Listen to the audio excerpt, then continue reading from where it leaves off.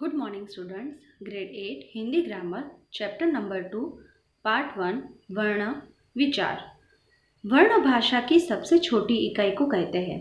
वर्णों के समूह को वर्णमाला कहते हैं। वर्ण के दो भेद हैं, स्वर और व्यंजन।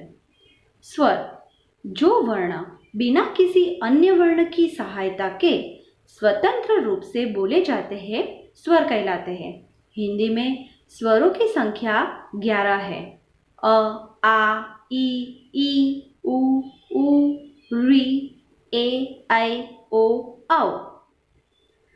स्वर उच्चारण पर लगने वाले समय के आधार पर स्वरों के 3 भेद होते हैं, ह्रस्व स्वर, दीर्घ स्वर, प्लुत स्वर। 1. ह्रस्व स्वर। जिन स्वरों के उच्चारण में सबसे कम समय लगता है वे ह्रस्व स्वर कहलाते हैं, जैसे अ, ई, उ, री। ये सभी ह्रस्व स्वर की श्रेणी में आते हैं। दीर्घ स्वर, दीर्घ यानी बड़ा।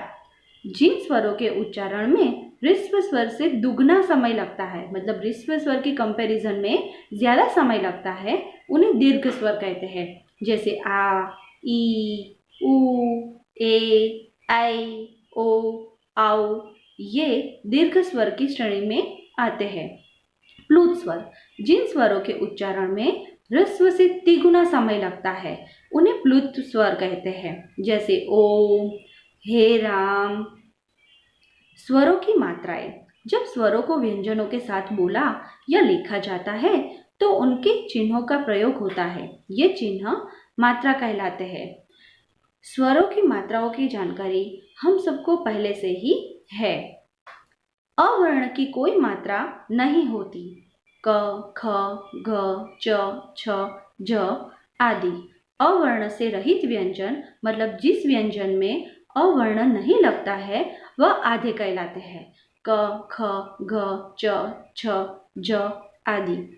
स्वर सहित व्यंजन के नीचे लगी तिरछी रेखा, मतलब जिन व्यंजनों के साथ स्वर नहीं होता है, उन व्यंजनों के नीचे जो तिरछी रेखा लगती है उसको हम हल कहते हैं। इनके द्वारा व्यंजन के आधे होने का संकेत मिलता है। आगत ध्वनियाँ, हिंदी भाषा में विदेशी भाषाओं के शब्दों के साथ आई ध्वनियाँ आगत ध्वनियाँ कहलाती हैं, जैसे आँख, डॉक्टर, ऑफिस, हॉल, कॉलेज। ज, सजा, जरा, जमींदार। फ, कफन, खफा, फन। अयोगवाह, अ अनुस्वार और अह विसर्ग अयोगवाह है। ये न तो स्वर है और न व्यंजन। ये अ के योग से बोले और लिखे जाते हैं। अनुस्वार, इस ध्वनि का उच्चारण म या न के समान होता है। इसका लिपि चिन्ह यह है। इसका प्रयोग स्वरों और व्यंजनों के ऊपर बिंदु के रूप में किया जाता है, जैसे कंस, हंस, अंश आदि। विसर्ग, स्वर से परे जो 2 बिंदियां लगाई जाती है वे विसर्ग कहलाती है। इनका उच्चारण केवल संस्कृत से आए कुछ तत्सम शब्दों के साथ ही किया जाता है। अतः, प्रायः, प्रातः आदि। इसका उच्चारण आधे ह के जैसा होता है। अनुनासिक, अनुनासिकता वर्णों का एक गुण है। इसको चंद्रबिंदु भी कहते हैं। इसका चिन्ह यह है।